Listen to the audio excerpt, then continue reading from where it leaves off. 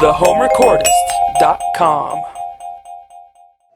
Okay, so here we are back again learning more about gates, and this time we're going to use a gate that is sidechained to the kick drum in order to clean up a bass track. So this is pretty useful all over the place, and not only just for editing but also for doing effects depending on what kind of music you're doing. So enjoy.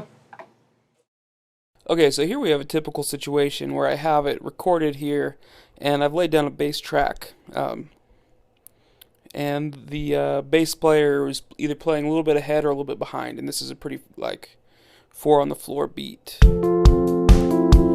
So the bass player is just playing quarter notes, but he's a little bit off. Let's give it a listen.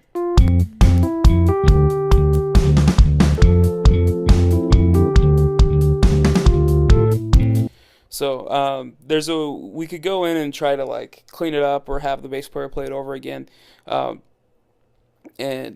but there's an easier way, and it's using a noise gate.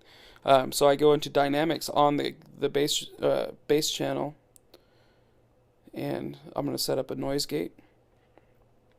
And so what a noise gate typically does is it listens to the bass track, and anytime it falls under a certain level, it turns it off. So if you have like a noisy guitar or people talking in the background for a voiceover, it'll only turn on when the actual signal you want to come through is loud enough.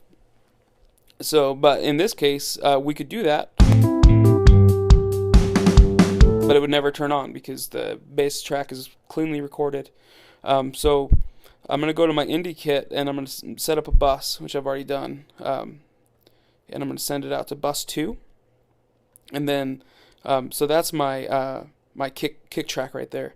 And so I'm going to make this this noise gate listen to that kick drum instead of the bass channel, and I do that in the sidechain. I just go to bus 2 here. So now it's only going to open the gate when it hears the kick drum, and so that's going to allow me to tighten up this bass part. Let's give it a listen.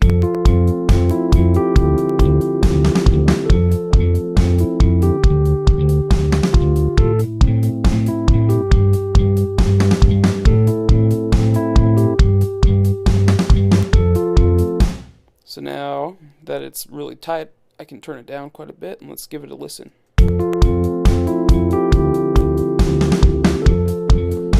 So it's not perfect, especially when the bass player plays after the beat, because the gate's going to be open when he plays, so you're still going to be able to hear him play after the beat, but it cleans it up quite a bit. I'll turn it off for a second, and then I'll turn it on, and you'll be able to hear the difference pretty well. So here's it without.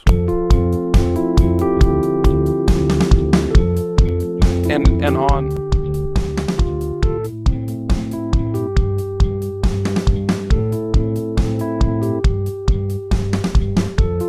So it just makes it so that the bass player locks right into the kick.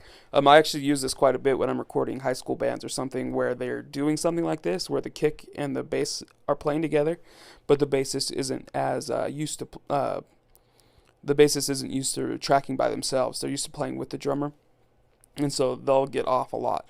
And so I will, I'll go in and surgically fix stuff, but I'll also do this, especially the times where they're just supposed to play with each other. You can send a snare track in too. Usually the bass player will be hitting somewhere on the bass and the snare beats, unless it's like punk rock or something. So, yeah, that's another really cool way to use a sidechain. So enjoy that. thehomerecordist.com